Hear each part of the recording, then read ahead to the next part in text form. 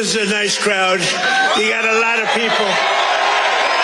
You've got a lot of people standing outside tonight. It's freezing. They got here yesterday like at 2 o'clock in the morning or something. Well, I'm worried about them. Would anybody like to give up your place? Let some people come in from the cold. You go out to the cold. I don't think so. I just want to say hello, Pennsylvania, and I'm thrilled to be back.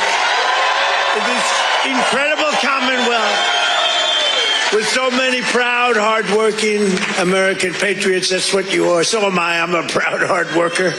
I'm a proud patriot, but you're a proud patriot.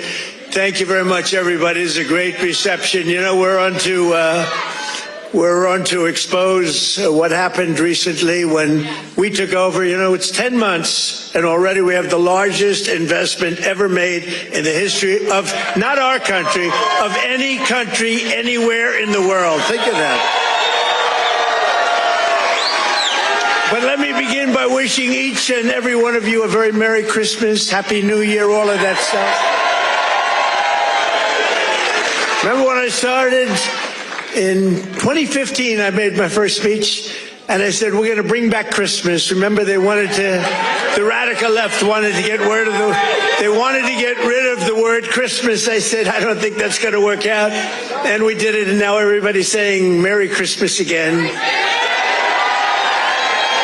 But just over 1 year ago today, with your help, we saved America. That's what happened. We saved in the most important election victory possibly in the history of our country. Our country was going down. We were a country that was being scoffed at, laughed at all over the world. And you saved we won all 7. Thank you, Charlie. She said, and you saved us. Who are you? Stand up, please. Who said that?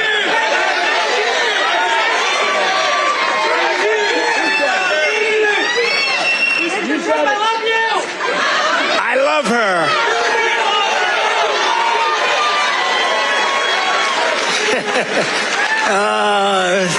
Only in Pennsylvania can this happen. I know the state. By the way, last election, did we kick ass? We won. That means we won 3 times in a row, as you know. But we won all 7 swing states. We won the Electoral College, 312 to 226. We won, and by the way, the real vote was much more than this, but we wanted to make it too big to rig. We won the popular vote for the first time of any Republican in many decades, and we won 86% of all counties in America, 2,700 to 525. That's good. We did it. Not me, we did it. And now, after just 10 months in office, I'm pleased to report that America is winning again, Pennsylvania is prospering again, and I will not rest until this Commonwealth is wealthier and stronger than ever before.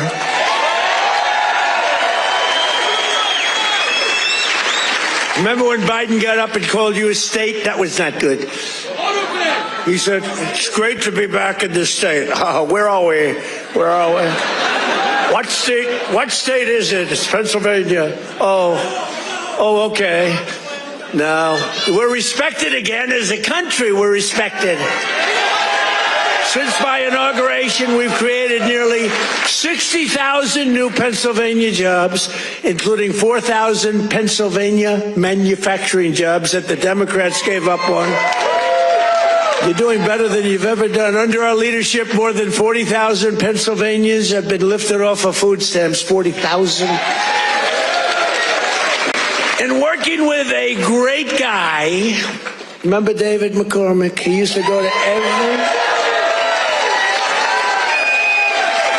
every rally I had. He knew what was happening.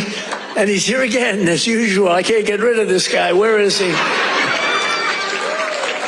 He got a little lucky, though, you know, in Butler, a place called Butler, Pennsylvania. I love Butler, Pennsylvania, but it was amazing, and we had a tremendous crowd, like 55, 60,000 people. And then I called David. I said, David, come on up. He was working like hell to get elected. It was a tough race.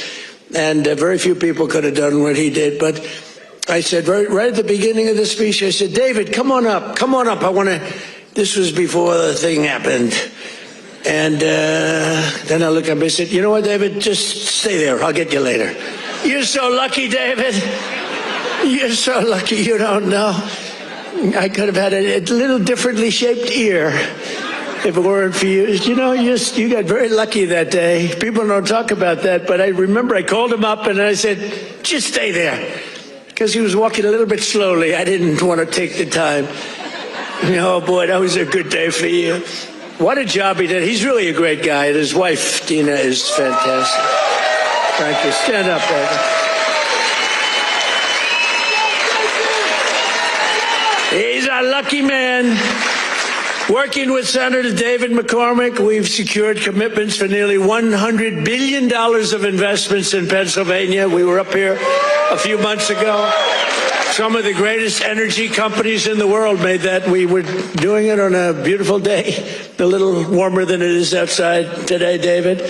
But over $100 billion, and we've saved a great American company. You know, we saved, this little group of people and me, saved a little company called U.S. Steel, and it's hot as a pistol now. And we have the keys to the company. It's always going to be here. It's never moving. They said, what happens if it moves to Japan? I said, you can't move a steel mill to Japan. You can move a headquarters, but the steel mill stays here. That's all that matters. And I will tell you, the company is spending billions and billions of dollars, and there was no second by comparison. Other companies were interested, and they really are. They call me all the time, tell me they're really excited about it. And, you know, they're building a lot of additional plants. It's turning out to be beyond what anyone thought possible, but we had to save U.S. Steel. U.S. Steel was one of the greatest companies, which really, for a long period of time, years ago, the greatest company anywhere in the world.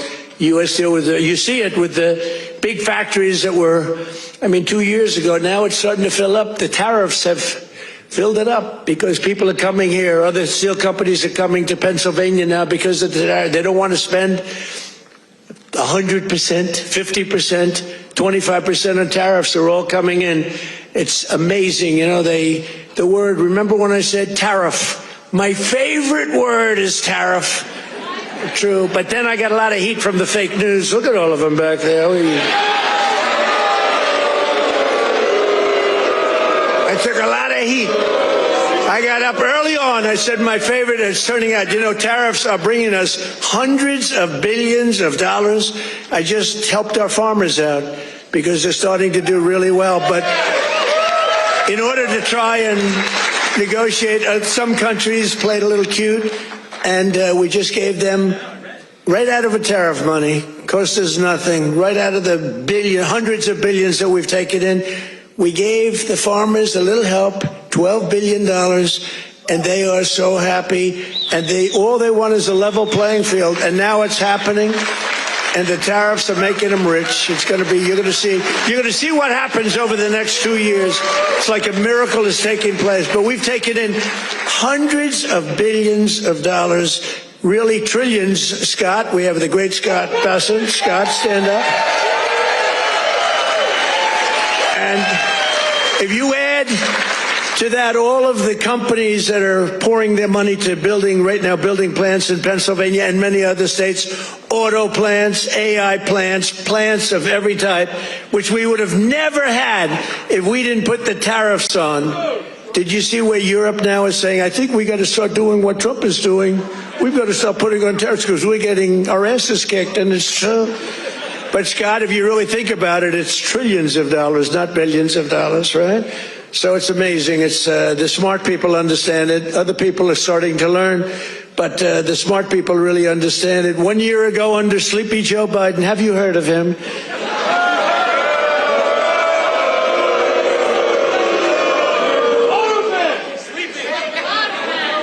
You know, okay, look. The king of Saudi Arabia told me this. He said, sir, 1 year ago, I was in Saudi Arabia. Somebody complained that I was making a foreign trip.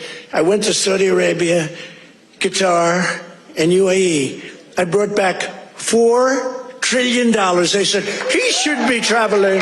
He should focus on home. What the hell do you think I'm doing? And 250 Boeing jets. I brought it back so much, everything.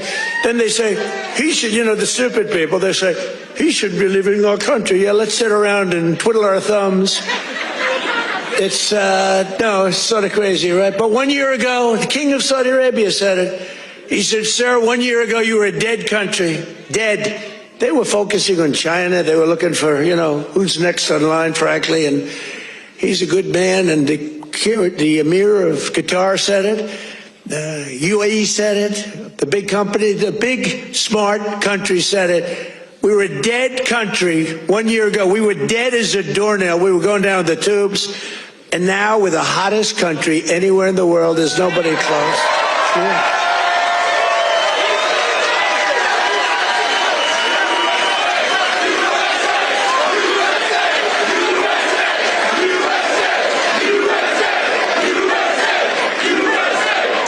And it's because of the election on November 5th, because that's when it started. You see what's happening with recruitment in the military. The enrollment is the highest we've ever had. And, you know, right before November 5th, we couldn't get anybody in the military. We couldn't get police. We couldn't get firemen. We couldn't get anybody. And after November 5th, that's when it started. Right now, we have the highest enrollment we've ever had, the greatest recruitment days we've ever had in the military. It's amazing. So it's November 5th, and it's also, again, it's a thing called tariffs. And I told you, I was about to say that, you know, because I love the weave. The weave, you know what the weave is? Go here, bing, bing, bing, bing. You always have to get back to the right location.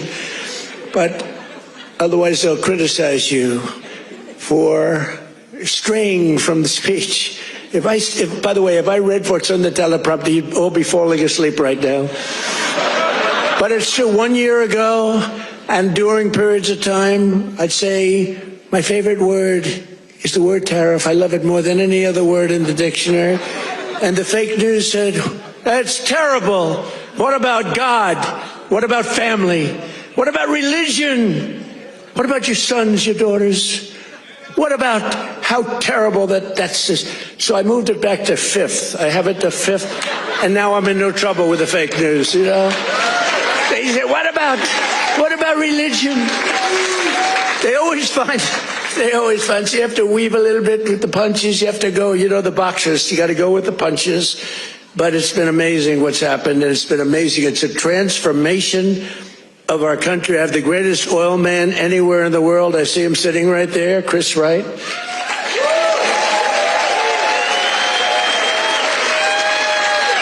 I was going to put him in. Doug Burgum, he's great. He's interior. And I said, Doug, I want you to go to Energy. You're really fantastic at Energy. Came from North Dakota. Big fracking place. They've done really a great job. He was a great governor, I would say, right? Really great. And a great person. He's doing a fantastic job. I said, I want you to head up Energy, sir.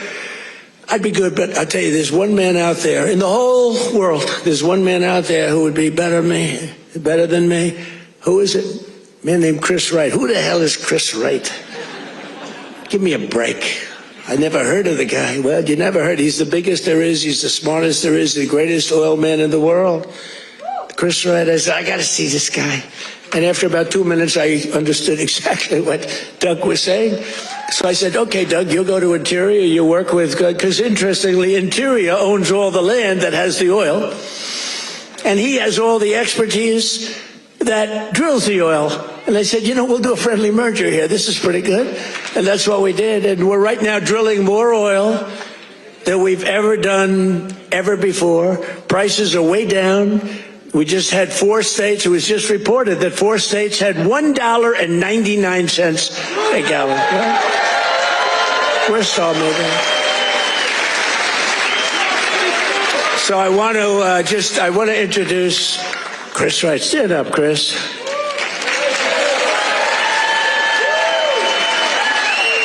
Who would think, you look at him, he's a nice looking guy and all that. Who would think he's rated, I mean, he's the most talented oil guy. He can put his nose on the ground and tell you whether or not there's oil. Other people have to spend billions of dollars on machinery and equipment.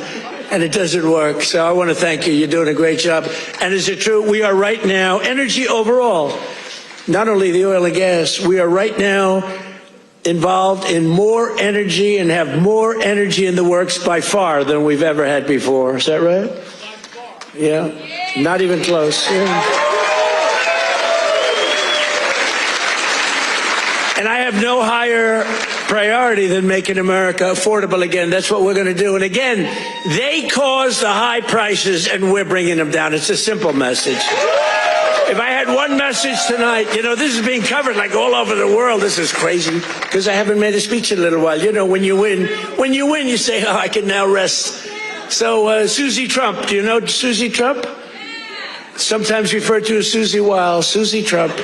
She's the great chief of staff at the, they don't use the word chief of staff anymore because of the Indians got extremely upset. But now the Indians actually want their name used, which is true. They never didn't want it used.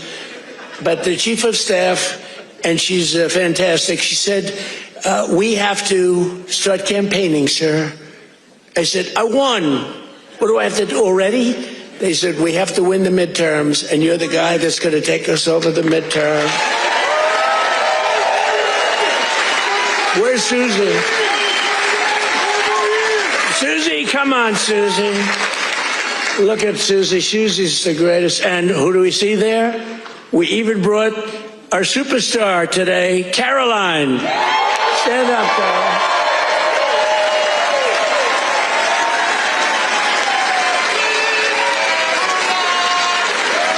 Isn't she great? Is Caroline great? You know, when she goes on television, Fox, like, I mean, they dominate. They dominate when she gets up there with that beautiful face and those lips that don't stop, up, like a little machine gun. She's got no fear. You know why she has no fear? Because we have the right policy. We don't have men in women's sports. We don't have to sell men in women's sports. We don't have to sell transgender to everybody.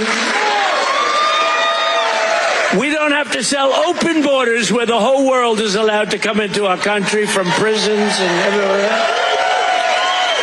So she's got a little bit easier job. I wouldn't want to be the other side's press secretary, right? Thanks, Carolyn. Great job. We appreciate it. But that's our message. They gave you high prices. They gave you the highest inflation in history, and we're bringing those prices down rapidly. Lower prices, bigger paychecks. You're getting lower prices, bigger paychecks. We're getting inflation. We're crushing it. And you're getting much higher wages. I mean, the only thing that's really going up big, it's called the stock market and your 401ks. It's going up. But I say it, you know, and I said it the other day, and a lot of people misinterpret it. They say, oh, he doesn't realize prices are high. Prices are coming down very substantially. But they have a new word. You know, they always have a hoax. The new word is affordability. So they look at the camera and they say, this election is all about affordability. Now, they never talk about it. They never talk. Thank you very much. They say I'm not allowed to run. I don't know what the hell that's all about, but that's okay. He said 4 more years. You see the new hat? We have 4 more years. 2020. We have all sorts of.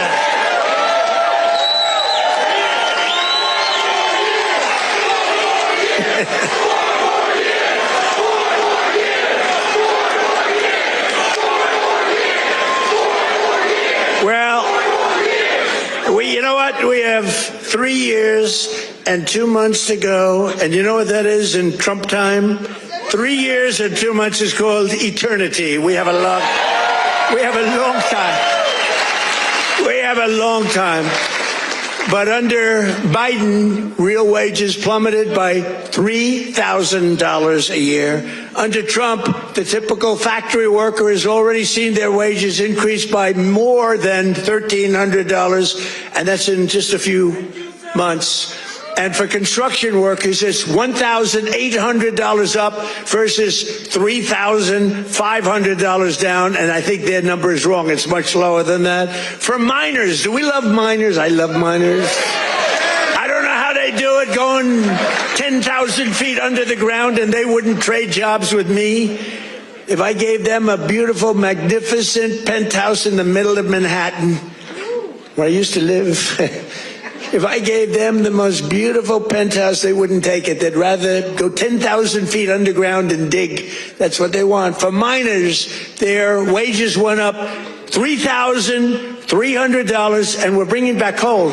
But my administration cannot talk about anything else except when they say the word coal, they have to precede the word by 2 words: clean, beautiful.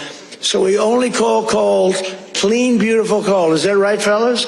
Because coal needs a little public relations help. It's a very powerful fuel. It's used by China. You know, China makes all our windmills, but they don't have any wind farms. It's a little interesting, isn't it? Wind is the worst. That's a scam. They ruin your valleys. They ruin your peaks. And the most expensive energy, the only ones that get rich are the developers who make a fortune. You have to change your windmills. And most of them are made in China, but China has very few wind farms. You know why? Because they're smart. You know what they do have? A lot of coal. They love coal. So that's okay.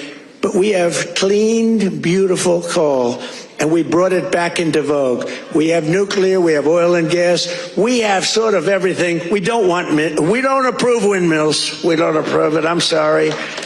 We don't like things that kill all our birds. And that every time you put one up, only the guy that owns it makes a lot of money. Those guys, what a joke, and they are ugly. You're right, sir. But Democrats talking about affordability is like Bonnie and Clyde preaching about public safety. And they are really truly the enemy of the working class when they do it, because we're going to have a great energy policy. You know, our oil prices are coming down, very substantial energy prices. And honestly, with that, everything comes down, because there's nothing nearly in the category of oil. You wouldn't even know what second is. There are seconds and thirds, but it's so far down the list we don't even talk about them. You get energy prices down, which we're doing with, again, the greatest amount of drilling, the greatest amount of fuel being produced right now in our country than ever before, by far. It's not even a contest. And when that happens, those prices come down. That's why you're seeing oil per barrel coming down nicely, very nicely. We don't want to go so rapidly because we want the people that produce it to keep producing it, but they're doing good.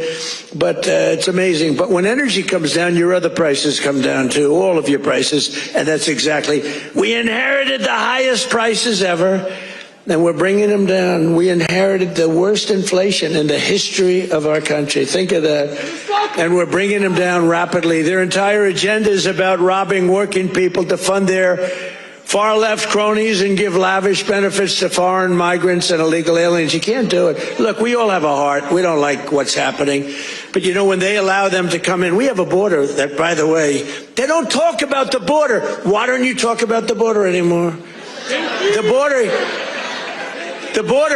border is, for months, it's closed. Actually, their people, because they're radical left, their people, radical left, they rate the border and everything. You know how many people came into the border over the last 7 months? You know what it is? 0. 0.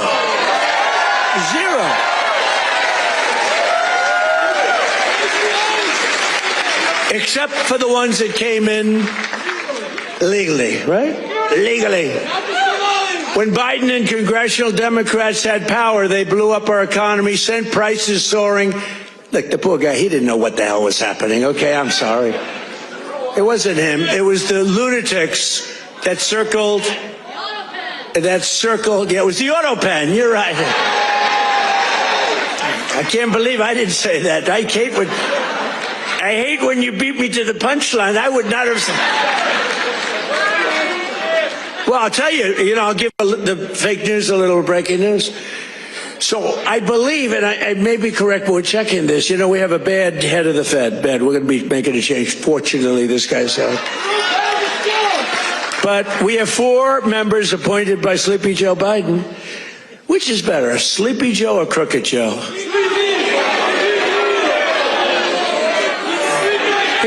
Historically, when I've done polls from people. I do my own polls. I go to a big arena. We have 20,000 people. I say, which you like, Sleepy Joe or Crooked Joe? And I learned, I save millions of dollars. I don't have to do any polling, okay? Typically, Crooked Joe wins. I'm surprised. Because to me, he's a sleepy son of a bitch, who destroyed our country. If we didn't come along, and it's not me, it's all of us. If we didn't come along, this country was destroyed, I'll tell you. It would have been destroyed. But now Democrats in Congress want to take us straight back to the MAGNOMICS. They don't change. And I don't really talk about it because, for instance, I watched a congressman the other day on a television show. They were interviewing a Democrat. He was fighting like hell for men to play in women's sports, okay? And I was going to put something out. I was going to he's a well-known congressman. And I said, let's save it about 2 weeks before the election, right, David? We don't want to do it now. What the hell good does it do now? Let's save it for about 2 weeks because we don't want them to change. Just let them keep going. I think transgender for all is a great, great thing for the Democrats to be talking about. Transgender for every member in your family. If they're not feeling well that night, let's just change their sex. Now, let's not talk about it. Let them go and let them fight to get these things. I think open borders are great, where prisons are emptied into our country, right? Where people from all over the world being dumped into our country, the people that aren't wanted in their countries, by the way. I think that's a great, like Somalia. Welcome. Do we have any individuals from Somalia in the group? Please raise your hand. That's from Minnesota, That's called the Great Big Minnesota Scam with one of the dumbest governors ever in history.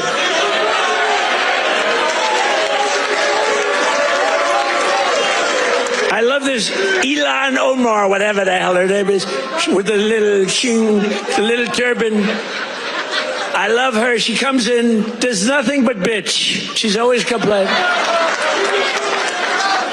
She comes from a country where, it's considered about the worst country in the world, right? They have no military, they have no nothing, they have no parliament. They don't know what the hell the word parliament means. They have nothing, they have no police. They police themselves. They kill each other all the time. I love it. She comes to our country, and she's always complaining about the Constitution allows me to do this. We ought to get her the hell out. She married her brother in order to get in, right? She married her brother. Can you imagine if Donald Trump married his sister? Beautiful. She's a beautiful person. If I married my sister to get my citizenship, do you think I'd last for about 2 hours, or would it be something less than that? She married her brother to get in. Therefore, she's here illegally. She should get the hell out. Throw her the hell out. She does nothing but complain.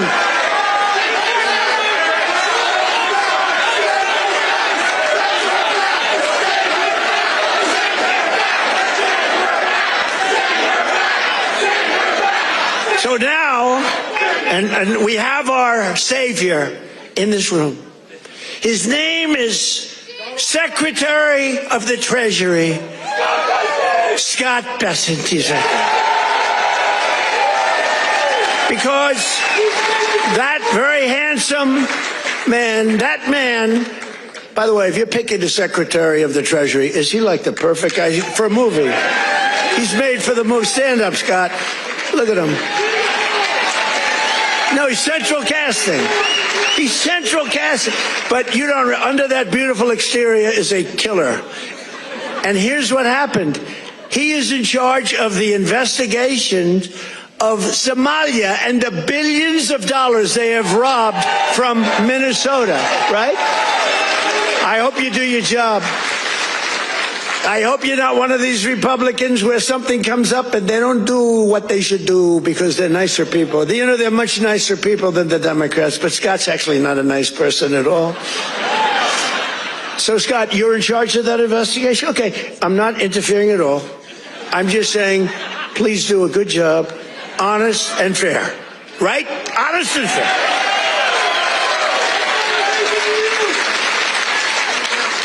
Oh, if he's honest and fair, you know what he's going to find? It's great. I'd love to have that job. I may switch jobs with you. I'd love to have that job. They're to get them the hell out of here. They hate our country.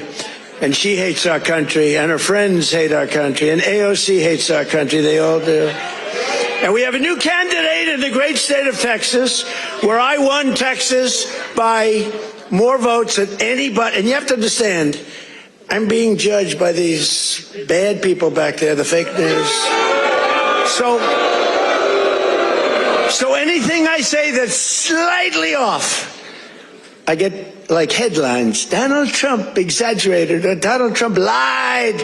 They give me Pinocchios, Washington Post, a Pinocchio. They lie every day. They give me a Pinocchio. But think of this. If I make even the slightest mistake, what they do is they go after me. Everything I say is correct. We have now a new candidate. I won Texas by the largest vote in the history of Texas 3 times, okay? I love Texas.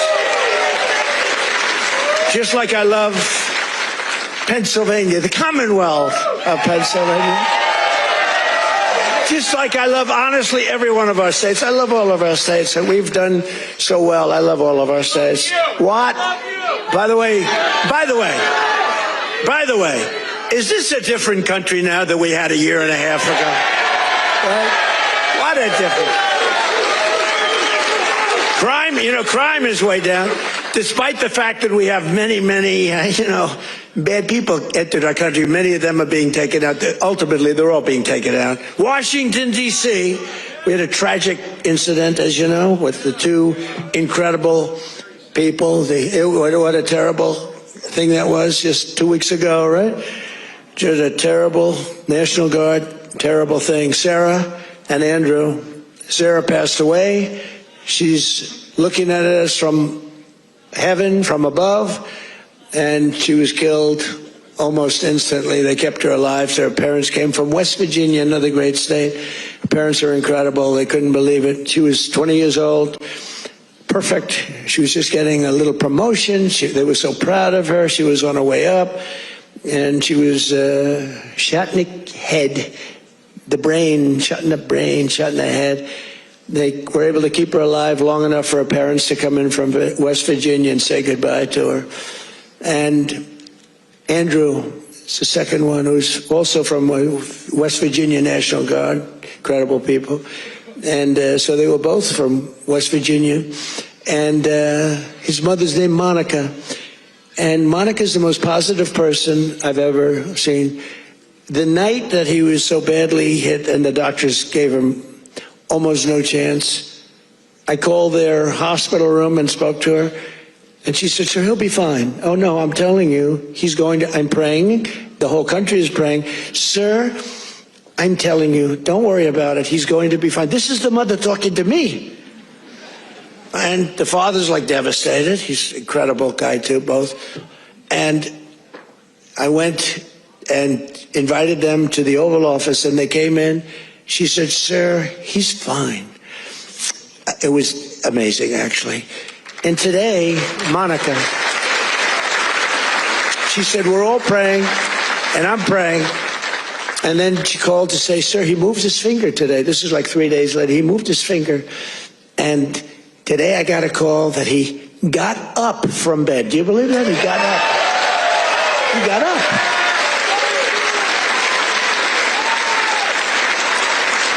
Now, he didn't speak. He's not ready for that yet. He got hit in the head. But he got up, and boy, they're so happy. It's amazing. And the care that they've given him at the hospital, and the generals that have been there, the military that's been there, it's amazing. General Seward and others that she said the level of love that your military has given to my boy. And by the way, Sarah's parents said the same thing. The love and the affection and the care that they're given, they can't even believe what's happened. But Andrew stood up today, and people even can't believe it. So the mother was amazing, and let's hope it continues. Look, it doesn't get much worse than what he did. Let's hope it continues. But that's an act of terrorism. This is a guy came from Washington, state of Washington, came across the country. and he wanted to kill people with the uniform.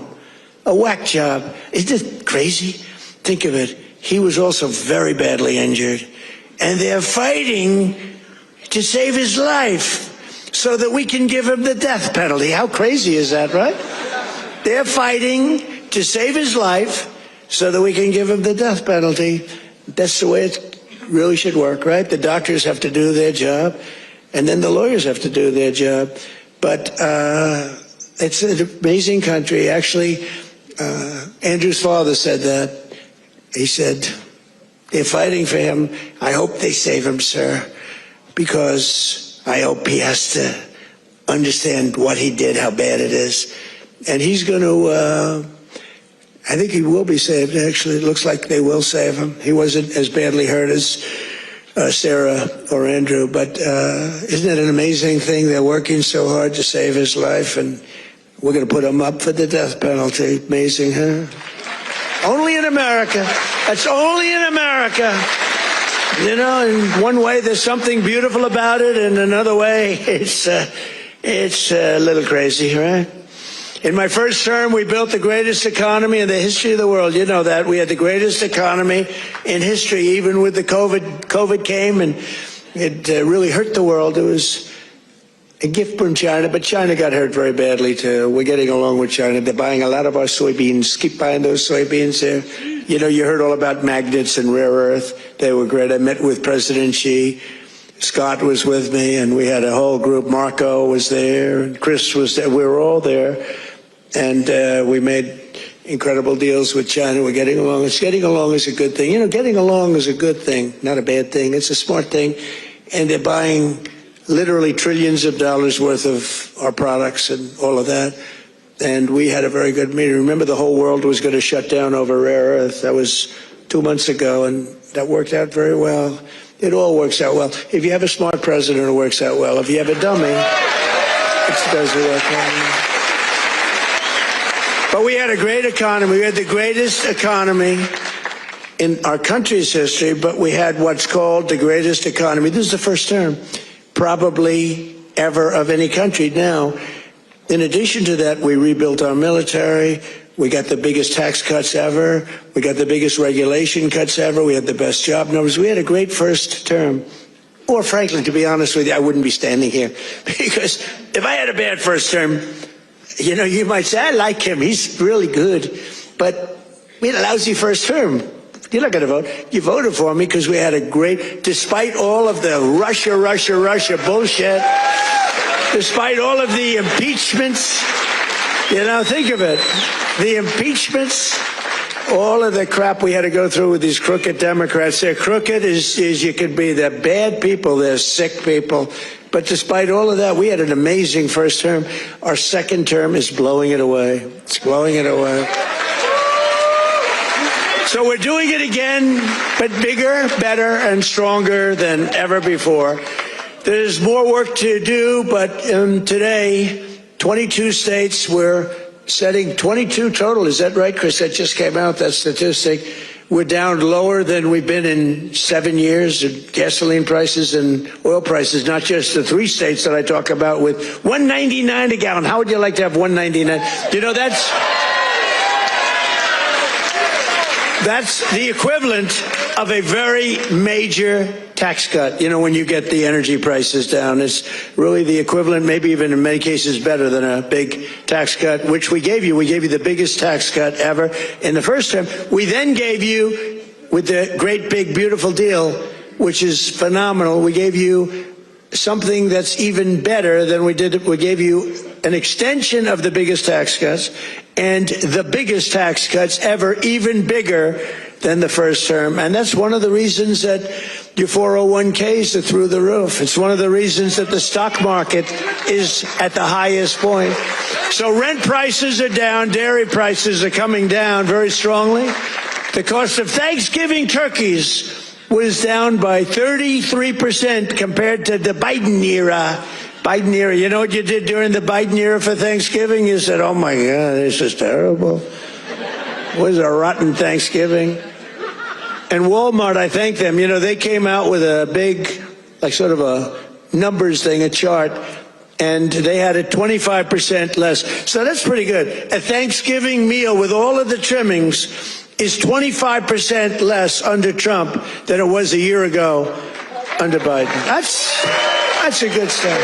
We're bringing it down, and we're coming down more. We're coming down a lot more. It takes a little time to come down. They were ruining. They're going to destroy our country.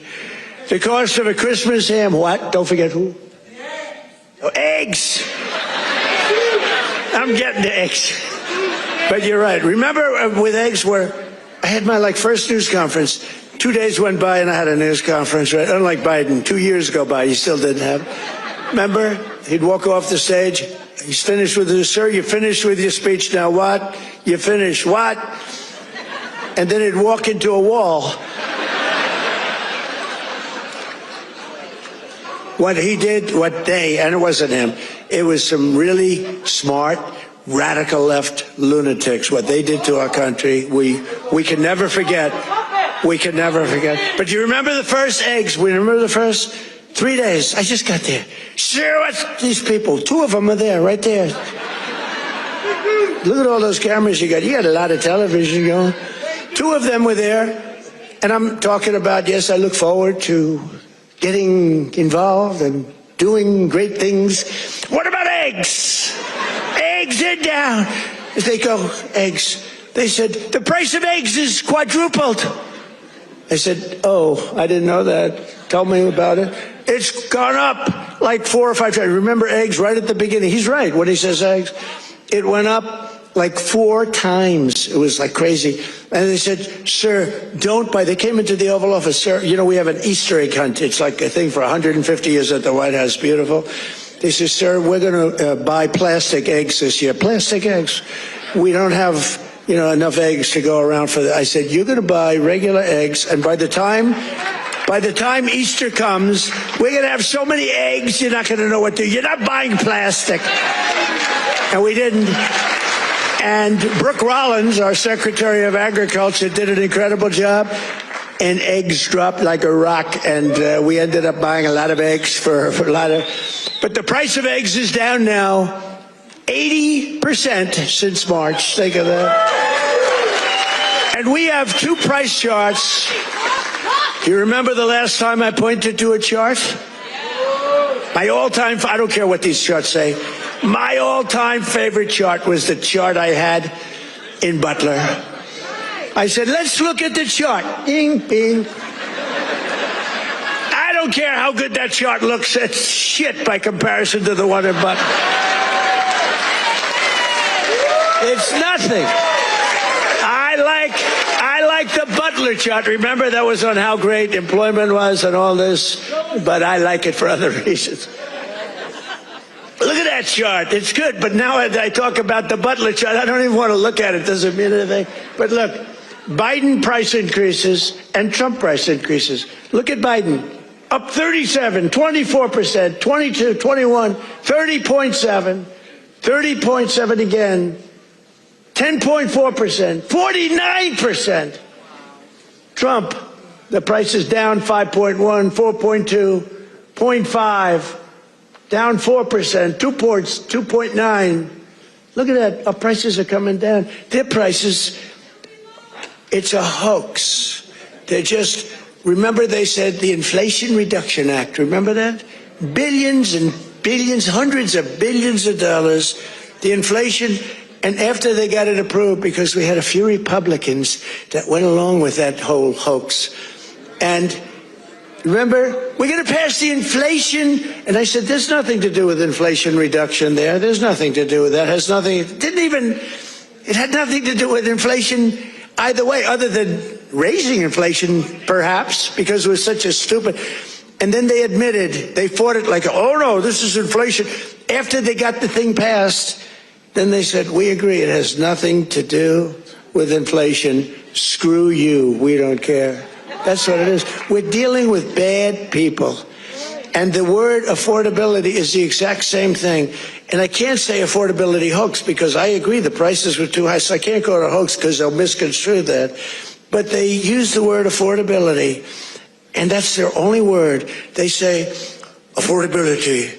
And everyone says, oh, That must mean Trump has high prices. No, our prices are coming down tremendously from the highest prices in the history of our country. And look at that chart. Let's see the next one. You have another one, I think. Mortgage rates. Even with a lousy Fed chair. We have a lousy Fed chair. Oh, and by the way, it looks, you're going to have to check this, please. I just heard it could be that all 4 commissioners in the Fed signed by Biden, including Too Late. You know who Too Late is? Too Late, pal? Jerome Too Late. He's too late with his interest rates for a reason. He's a bad guy. He's not a smart guy, but he's a bad guy. Too Late. Is he going to lower rates a little bit finally? Did you see what Jamie Dimon, respected guy, said? You got to get the rates down, you schmuck. You know? But I hear that the auto pen may have signed those commissions. If they signed those commissions, now maybe I'm wrong, but we're going to check. Have you checked that? Are you hearing it? Who signed it? Did he sign it or did the auto pen sign it? I'm hearing the auto pen. You know, you can't use the auto pen unless it's very strongly authorized, or unless you show you know what the hell you're doing, which is impossible of him to show. So, I don't know. I think it's something we have to look into. You put people there that are not authorized to be there. I know I signed Chris Wright. I signed everything, but I signed Chris Wright. If I gave you an auto pen, they could throw you the hell out of here, Chris. The difference is they would do it, you know? We try and be too nice. No, would you check that, Scott, okay? Because I'm hearing that the auto pen could have signed maybe all 4, but maybe a couple of them. We'll take 2. So look at that Biden.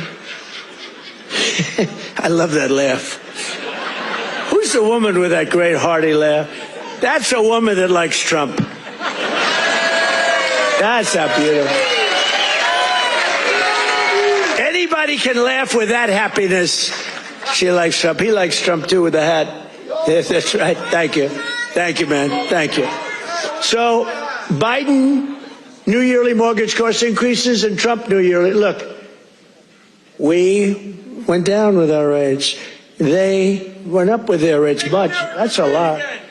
So with us, you save $2,900, almost $3,000. And with them, you go up. It costs you $15,000. You don't hear that because the fake news doesn't tell you that. And these are charts. These are government charts. These are not made up by Donald J. Trump. These are government charts. Do you have a third chart? Because I like these charts very much. Not as much as Butler, but I like them. You have any other charts? Because so far they're playing quite well. The Bitcoin chart. Oh, look at that. Real wages. Look at that. Losses and Trump real wages gains for the typical worker. Wow. I mean, that's incredible, right? So look at the amount of loss. 18.5, 106. What the hell is that all about? Is that even possible?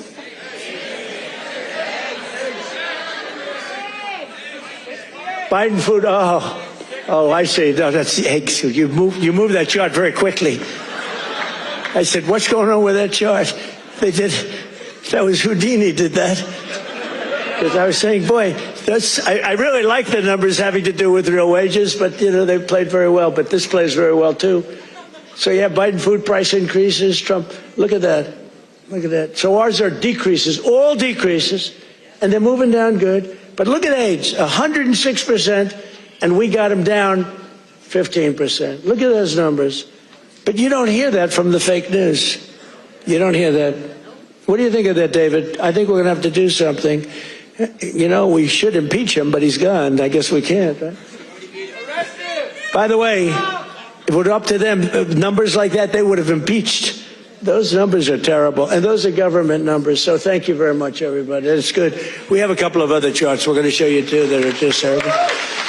We're also working to bring down the cost of health care. Obamacare is a scam. Under Obamacare, trillions of dollars were given directly to health insurance companies. Their stocks are up 1,700% in a very short period of time. Would you say that's good? Obamacare's primary purpose was to pay off insurance companies. You know, the insurance companies back the Democrats very heavily. I want to give billions of dollars directly to the people. I want to take all of the billions and billions, and actually trillions, but over a period of time. And I want to give all of that money we give to the big, fat, rich insurance companies. I don't want to give them nothing. I want to give nothing to the insurance companies. I don't want to give all, because they're sucking our country dry with a scam by the Democrats. That was Obama, and I've always said it, Obamacare, but now you see the numbers because your premiums are going up on Obamacare, and everything is forcing everything up. But we want the money go directly to the people. We want you to go out and buy your own health insurance, and you'll get much better health insurance at a much lower cost.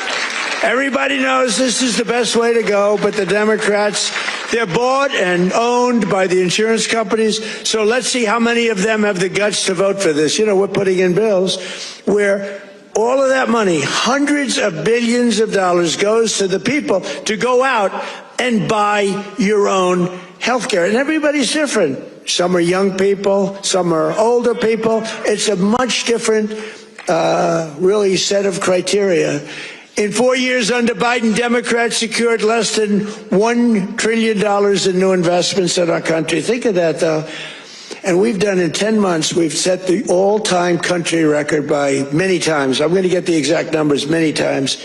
18, what are we over 18, right around 18 trillion. We could hit $20 trillion in the first year with 10 months, 18 trillion versus less than 1 trillion. And I'll tell you what, it was going to go down if it wasn't going to be like even anything. It would have been negative because companies were pouring out of our country.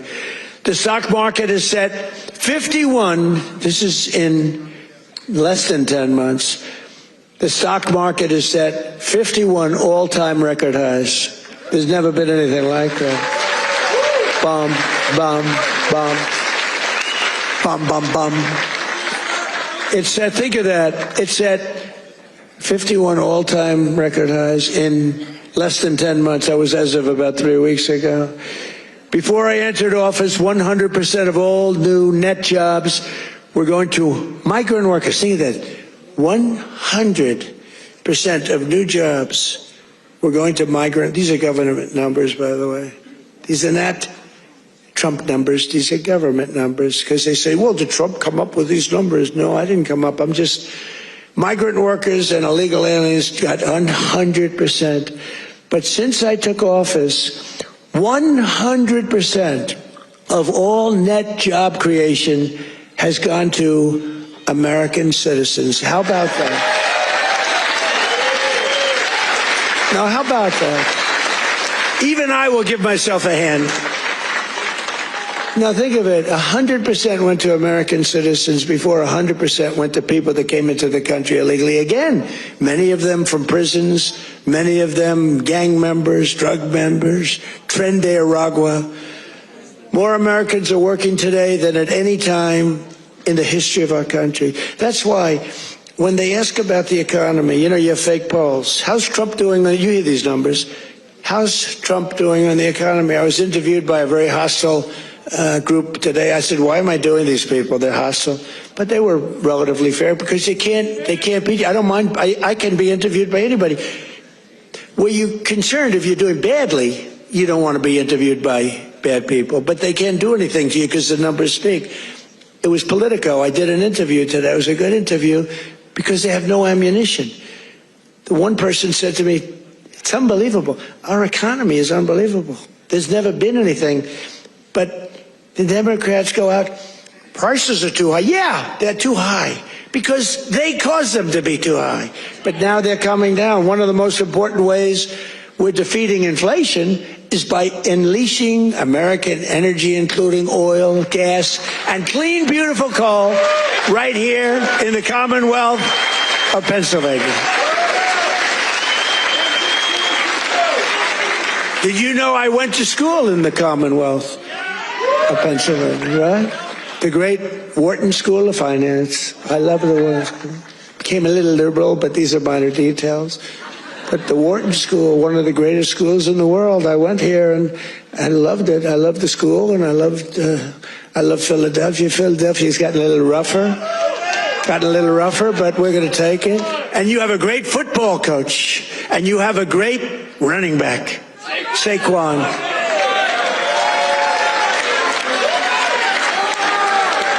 You know, I got to know Saquon a little bit, and my hand will never be the same. I patted him on the back. I said, Saquon, let's go. You're my partner today. Let's go win. Because it was like I hit a piece of steel. I said, what the hell is with you, Saquon? That's pretty...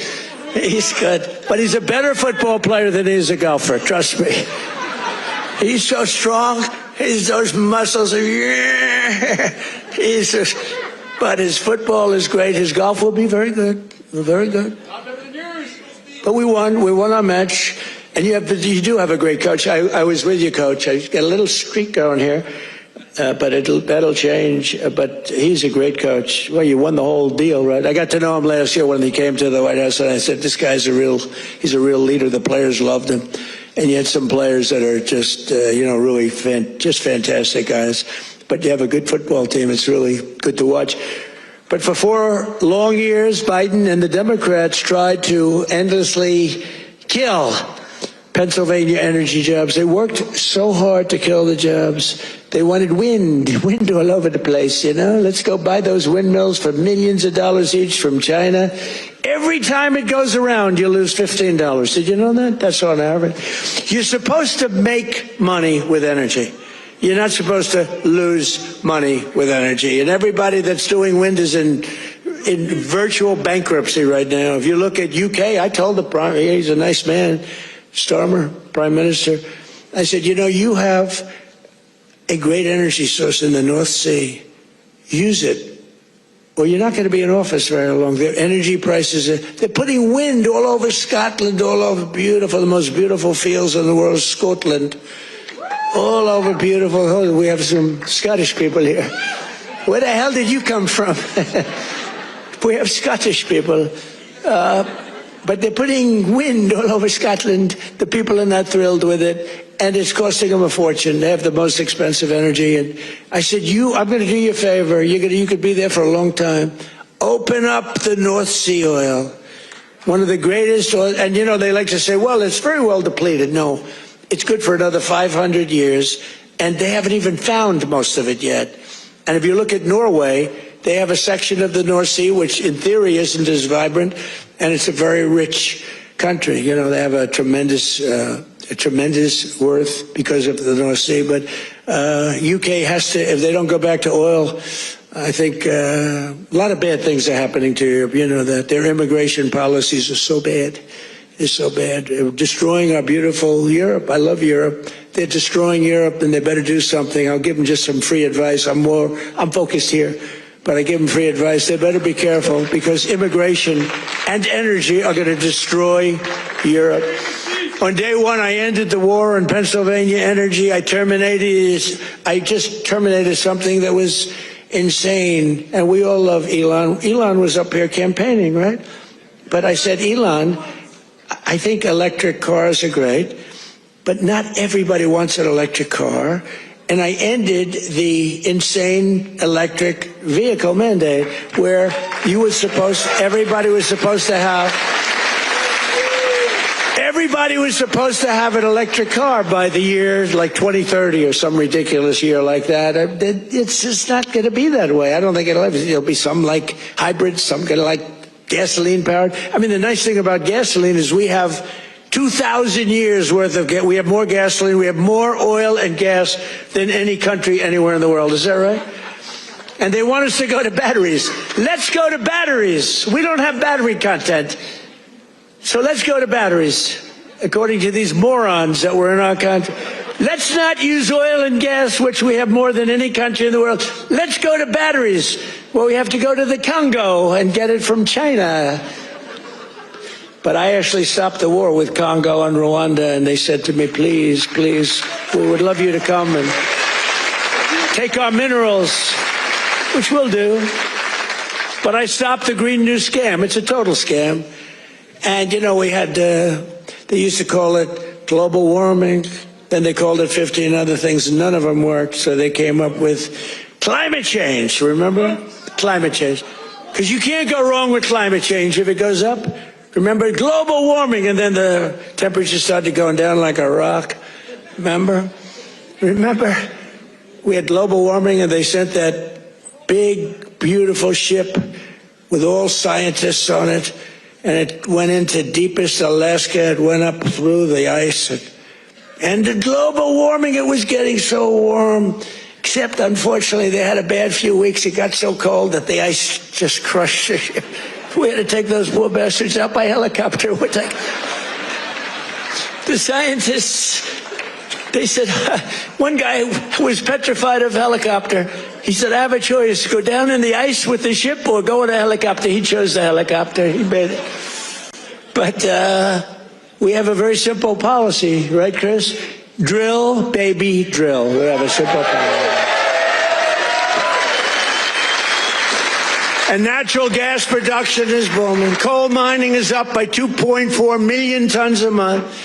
And we're also reviving Pennsylvania manufacturing. And with our historic tariffs, steel production is roaring back. We're building steel mills all over the country. And U.S. Steel is coming back at a level never thought possible before. And I was up.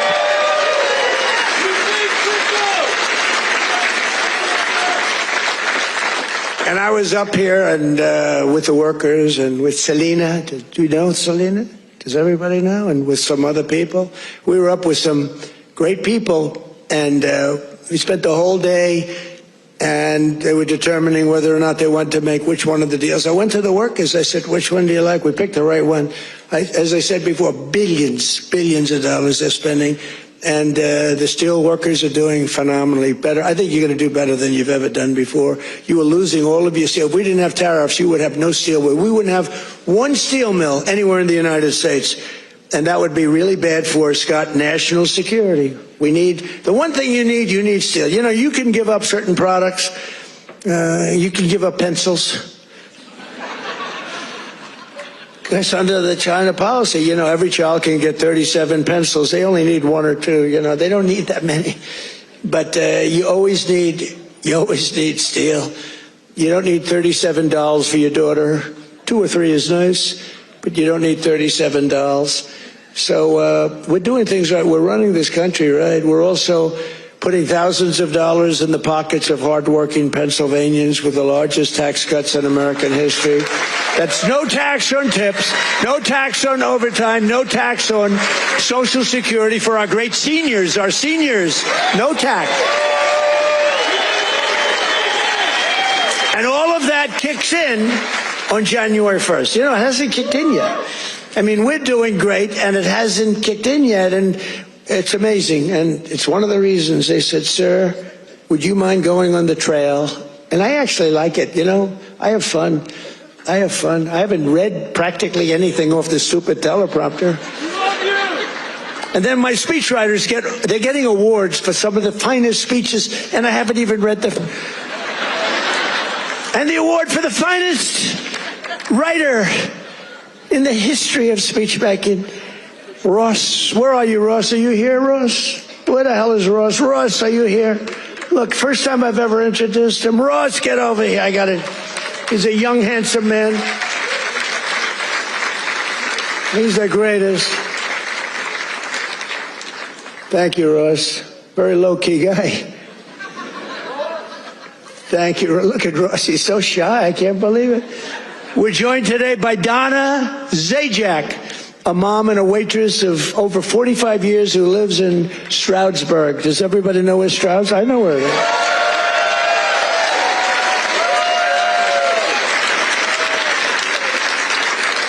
Because of no tax on tips, Donna estimates she will keep hundreds of additional dollars every single month, and she'll put all of that money toward her daughter's dream of becoming a veterinarian. That's a good, right? A good thing.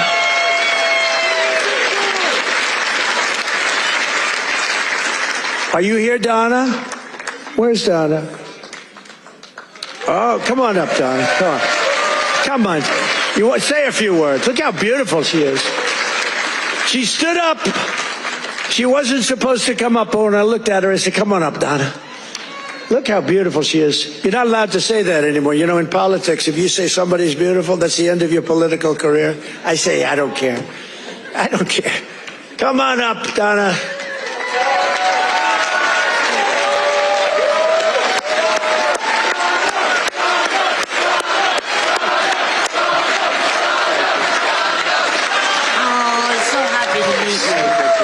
Say a few words. What do you want me to say? Yeah, just say whatever.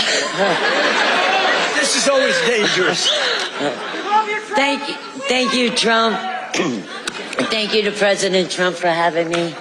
This is like my sister dream, but I love you too. My sister Ann loved you too.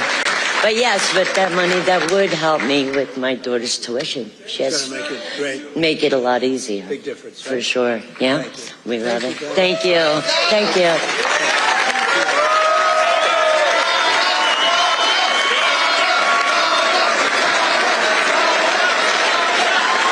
A star is born. That's all it says. A star is born. Is your sister here? Is your sister here, Donna? Are you? Oh, hello. How are you? Good family. Well, thank you. Thanks, Donna. That's beautiful. Also with us is Marine Corps veteran Sean Downey, who now serves as a firefighter and a local first responder. Sean worked over 400 hours of overtime. That's a lot. And thanks to no tax on overtime, he'll take home thousands of dollars extra, which he plans to use to buy your first home. And thank you. Where's Sean?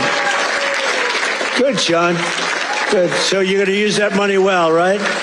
That was not an easy one to get approved. You know, it all went through Congress. I had to really push hard. I was not nice. I was not nice to get you that money, but you're going to use that money to get a house, right? A first house? Good. Well, you have a great future. Thank you very much. And here as well is Megan Hemhauser from Cresco, Pennsylvania. Megan's husband works 10 to 15 hours of overtime a week operating heavy equipment while she bartends and waits tables at night and homeschools her two children during the day, getting more and more prevalent. Homeschooling getting more and more. It's happening. That's okay. It's good. But thanks to no tax on tips and no tax on overtime, more than a quarter of their income will be tax-free. Megan, do you want to come up? Come on, Megan. Come on up.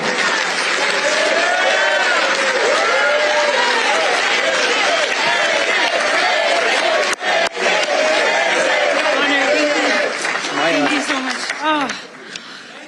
Oh my goodness. Thank you. Thank you so much. As President Trump said, I'm a mom, a wife. I homeschool my two brilliant children. And the no tax on tips is incredible. No tax on overtime is incredible for my husband. And it all comes back to our family. It saves us, and it's for the future of our children. And it's been such a blessing to be home with them and to have them here with me tonight. And thank you for everything, President. Thank you. Thank you.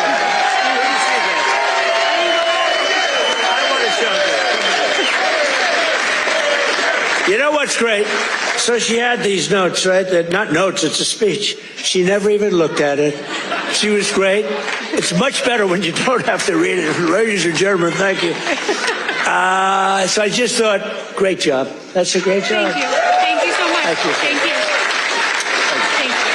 That's great. Never looked at the notes.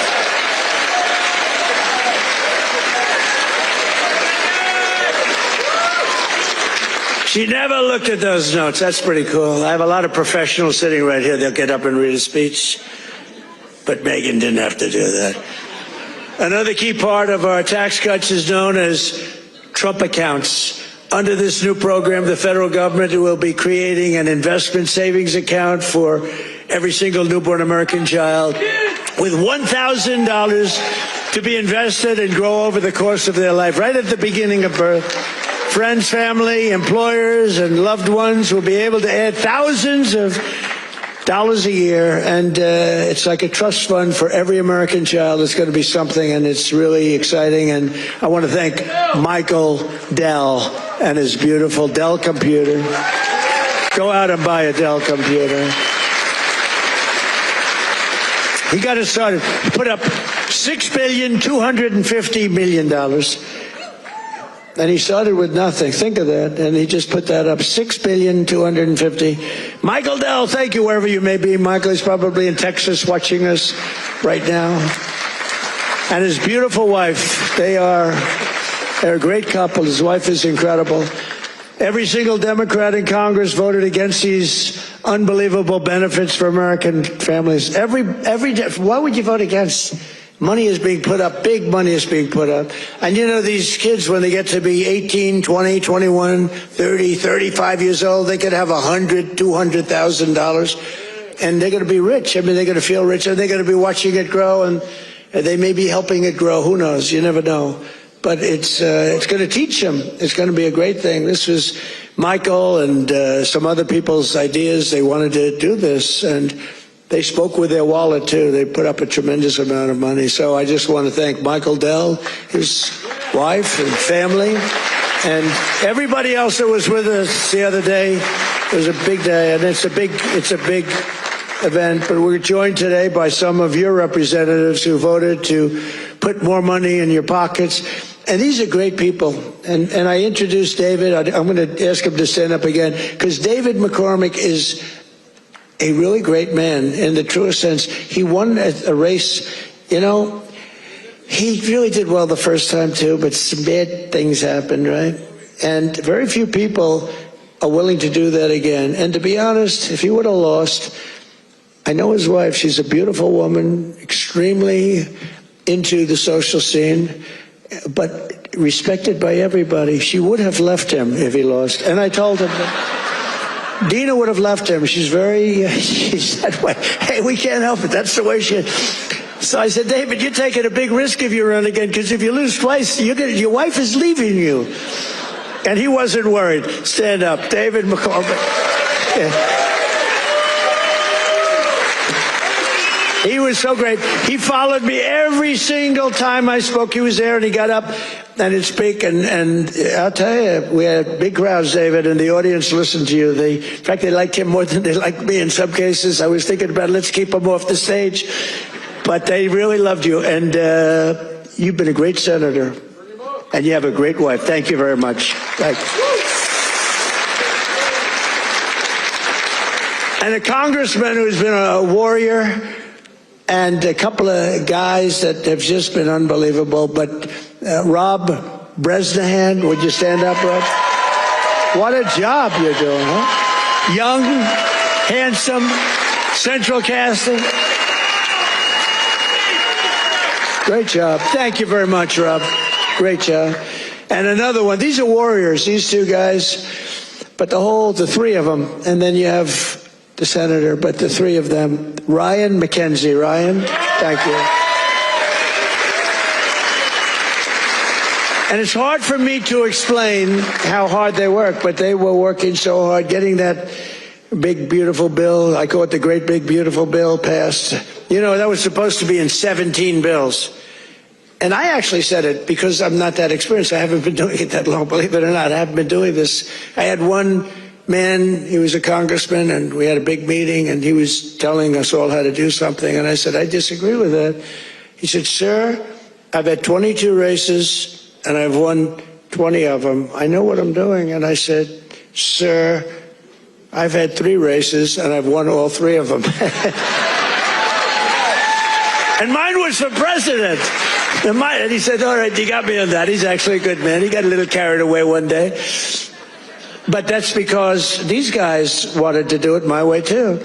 So we had 17 bills prepared, Dan Muser, right? Stand up, Dan. What a great guy. Stand up, Mrs. Muser.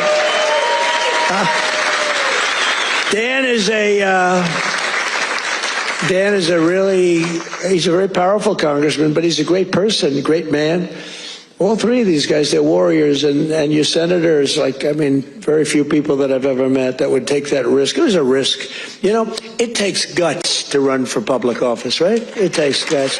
A lot of guys talk, including me. I talked about this for a long time before I did it. It takes courage to run for any public office because, you know, you can be very embarrassed. You can ruin your life. Look at me. I got impeached. I got indicted. I was never going to be impeached, indicted. I get indicted like 87 times with these super... See, they should have indicted me once. They would have had a better chance. With all of the... I used to get up. It was very important. I'd get up and say, here we go again. Ladies and gentlemen, I got indicted again. And nobody believed the whole thing. And then I'd explain it, and it turned out to be a hoax. I mean, just it was a total hoax. They're very, very bad, very, very bad people. But Dan Muser has been a great congressman. He was thinking about running for governor. I think you would have won if you ran. But, you know, in a selfish way, I like you in Washington even better. So I want to thank you very much. Great. Great job. Thank you. That's even more important. Thank you. Thank you very much. And thanks as well to Secretary of the Treasury, Scott Bessent, and Secretary of Energy, Chris Wright. You guys have been great. Thank you. I introduced them, but I want to introduce because they have been so good. A major factor that fueled inflation under Biden was the invasion of 25 million people. Think of this. 25 million people came into our country totally unchecked and unvetted, mostly across our southern border. 10 months ago, we inherited the worst border in the history of the world, and now we have the strongest border in the history of our country. We've never had a border this strong. And people don't talk about it. You notice they don't talk about it. When I was running, it was the biggest thing. And before I was running, that's all they talked about, the border, the border, the border. And now I fixed it. Nobody wants to talk about it. Even my people. They say, sir, don't put it in your speech. Why? Because nobody cares about the border. You fixed it. No, but you know how bad that is? Because they forget what you did. We had a border that was so bad. Everybody, criminals, everybody pouring into our country. Anybody. You know, the Congo, I just settled that war. The Congo, their entire prison population was set into our country. Venezuela, their entire prison population was dumped into our country.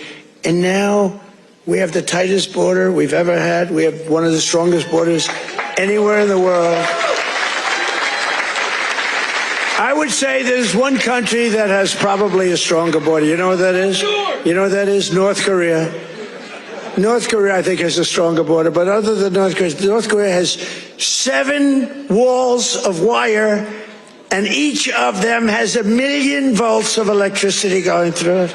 So if you get over one, you're dead for the next one. If you get over one, you're in very bad shape. If you get over 2, you've set a record.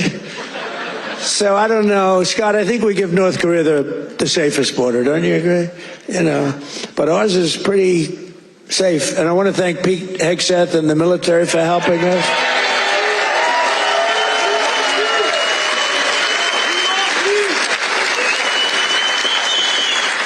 And again, for 7 months in a row, we've had 0 illegal aliens that have been admitted to the United States. And nobody. Do you remember when Biden said, I need legislation to do that? And I said, no, all you need is a new president. I didn't get legislation. Right? Scott, did I get legislation? I said, close the freaking border right now. And they did it. Because our Border Patrol is incredible. ICE is incredible. That ICE, poor ICE, they take a lot of abuse, but they're the toughest people. And again, Washington, D.C. now is, we had the tragedy, which was a terrorism tragedy, but we have Washington, D.C., the safest it's been in 52 years. Think of that. And a year ago, you couldn't walk down a street in Washington, our nation's capital, and now restaurants are booming, restaurants are opening. The restaurants were all closing, now the restaurants are opening. You can't get into a restaurant in Washington, D.C., Biden and the radical left Democrats turned Pennsylvania into a dumping ground for hundreds of thousands of migrants from the most dysfunctional places on earth, like Somalia, and gave them billions and billions of your taxpayer dollar. But we didn't really give it. It was stolen. And those people should go to jail. Jail. And if they don't go to jail, Scott Bessent is toast. He's toast. I'll tell you, that could be the easiest case. I think it's too easy for you. Just give it to your assistants. They can do that case. These people are crooks. They don't work. 91% unemployment, okay? It's a scam, and it's headed up by the crooked Congresswoman. Whatever happened to her brother, by the way? Is he still around? Is he still, where is he? Yeah, he went low. He went low. He's not happy. Would you look into him too, Scott? Would you find out the brother, please? She said, how dare you say that about me? It's discrimination. Let me tell you, black people love Trump. I got the biggest vote. I got the biggest vote with black people. They know a scam better than anybody. They know what it is to be scammed. Thank you, man. Thank you. I appreciate it. We did great. Thank you. I like this guy. Thank you. We got a tremendous black vote. We got a tremendous Hispanic vote. We got a tremendous, because we speak the truth. They get it. Everybody gets it. Everybody, pretty much everybody gets it. And they know we're the real deal. Our country's become so strong in such a 10 months. Think of it. It's not even a year. It's like, if we keep going like this, I don't know if we can do that. But if we keep going like this, there'll be nothing ever in history like it. Already, they are saying better than Lincoln, better than Washington, better than anybody. The best 10 months ever in the history of the presidency. And for the first time in 50 years, we now have reverse migration, which means more jobs, better wages, and higher income for American citizens, not for illegal aliens. And you know what? We all have a heart. We want to take care of people. But these people are getting killed on the walk up. They're dying. They're dying. They have to go through jungles. We don't realize this. They are going through areas that are it's not possible to get through some of the areas. They're going through jungles down in the Central America, South America, some of these areas with snakes, with crocodiles and alligators. They're getting just eaten alive, and they're getting beat up by some of the bad people. Women are being raped. Remember when I started, I said we're going to stop the raping of women in those caravans, a name conceived of by me, because it's a caravan, thousands of people, 10, 15, 20,000 people coming up. The women in those caravans are being raped in unprecedented numbers by other people in the caravans. By them not coming, they're not even trying to come now because they know they can't get through. We're doing a tremendous service because they're not being killed and they're not being raped and they're not just staying back in their country where they've been. And they've been taken care of. I've also announced a permanent pause on third world migration, including from hellholes like Afghanistan, Haiti, Somalia, and many other countries.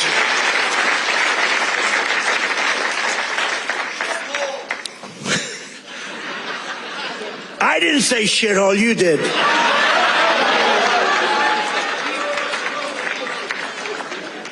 Remember I said that to the senators, they came in, the Democrats. They wanted to be bipartisan, so they came in and they said, this is totally off the record. Nothing mentioned here. We want to be honest because our country was going to hell.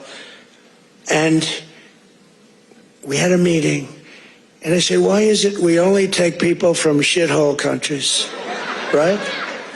Why can't we have some people from Norway, Sweden, just a few? Let us have a few. From Denmark, do you mind sending us a few people? Send us some nice people, do you mind? But we always take people from Somalia, places that are a disaster, right? Filthy, dirty, disgusting, ridden with crime. The only thing they're good at is going after ships. But they don't go after our ships. You know why? Because that same missile that knocks the crap out of them, that with the drug dealers from Venezuela and others.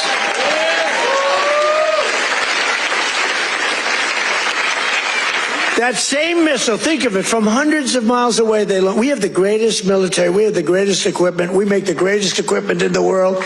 I bought more equipment I had what we rebuilt the military in the first term. Then Stupid Joe gave a lot of it to Afghanistan, but it was a lot, but relatively little. But we're still adding to it a lot.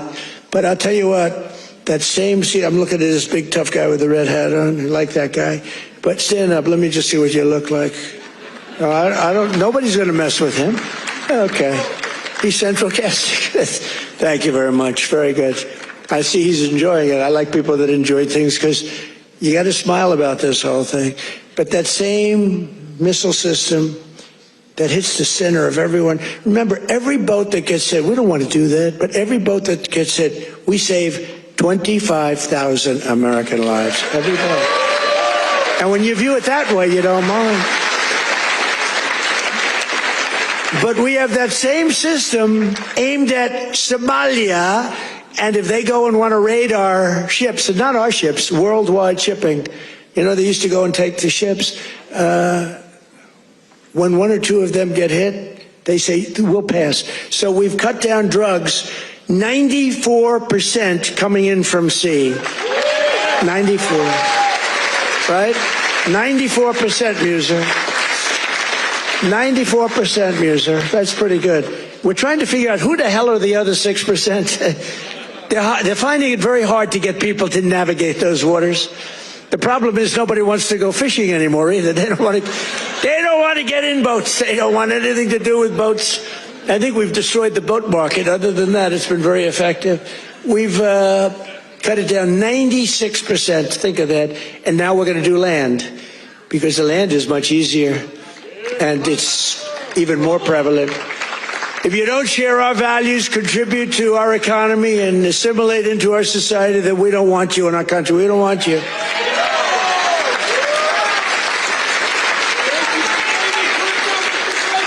I mean, Ilhan Omar and the people from Somalia, they hate our country.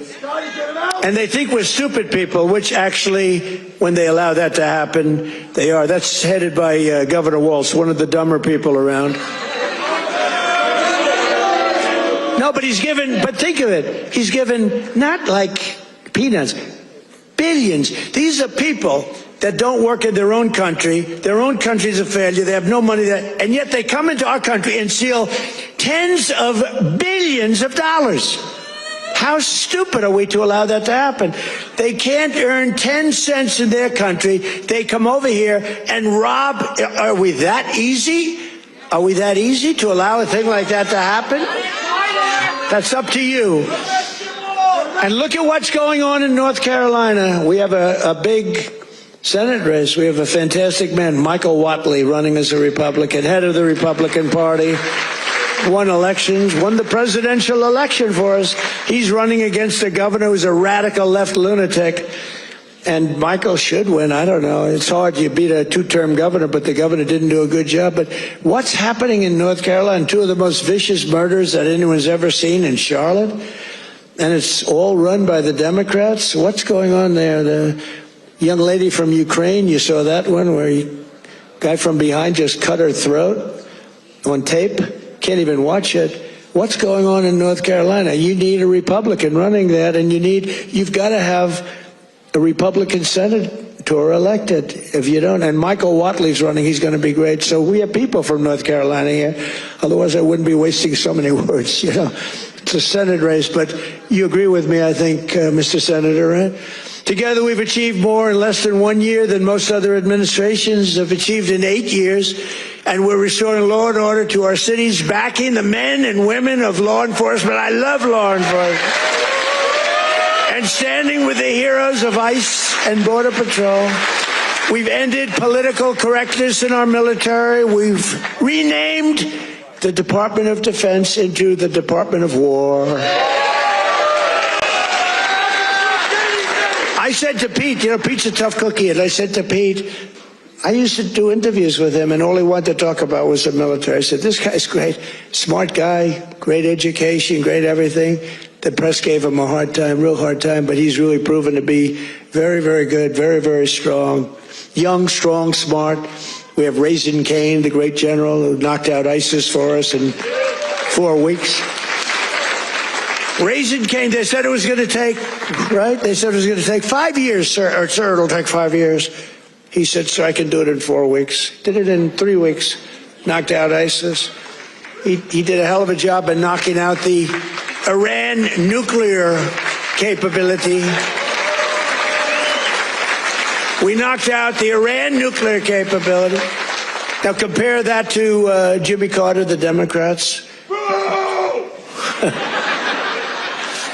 Well, he was a nice man, but he was. But we don't really want a nice man. You want to have somebody that's capable. You know, they were talking about Greg Gutfeld. He's a very good guy.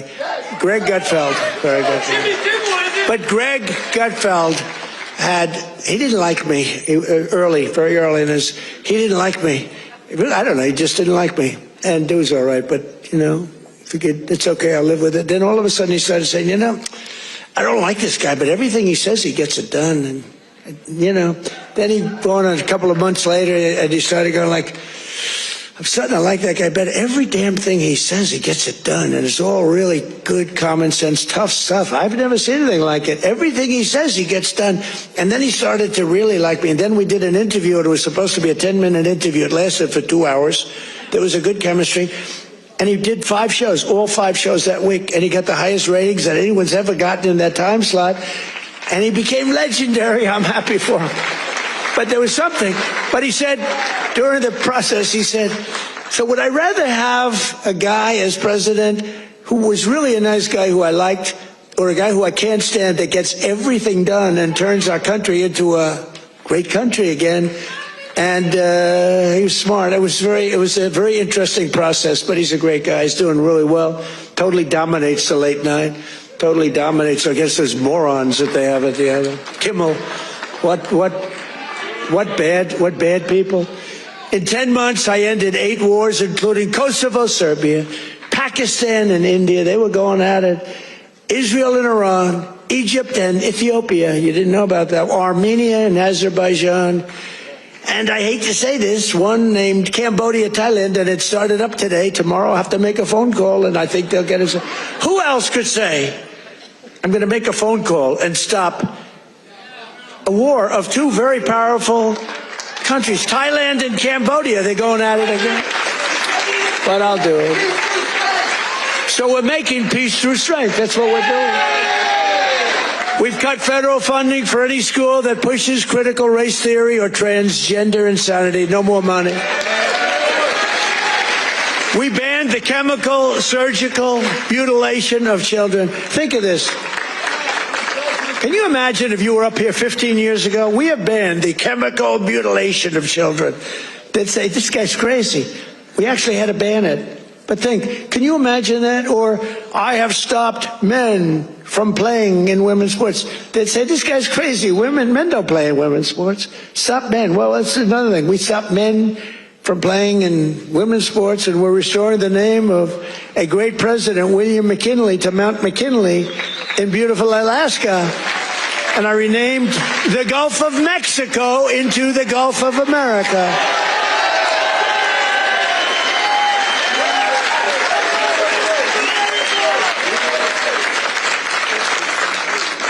So in conclusion, from the shipyards of Philadelphia to the steel mills of Pittsburgh, these are great places. Maybe some of you don't even realize it, you know. You get used to it a little bit too much sometimes, but these are great places.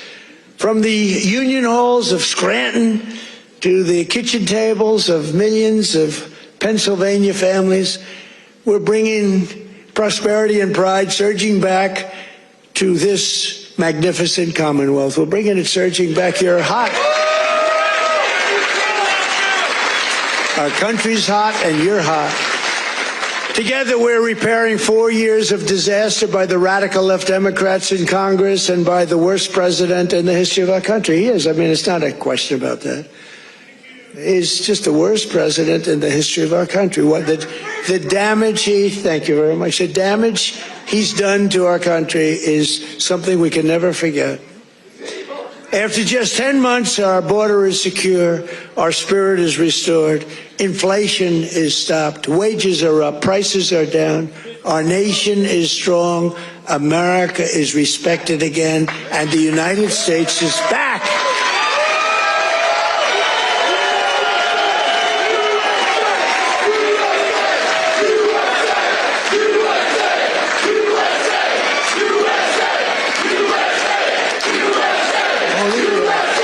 All these people, right? All these all of my friends right up here. Every single, thank you very much. Thank you.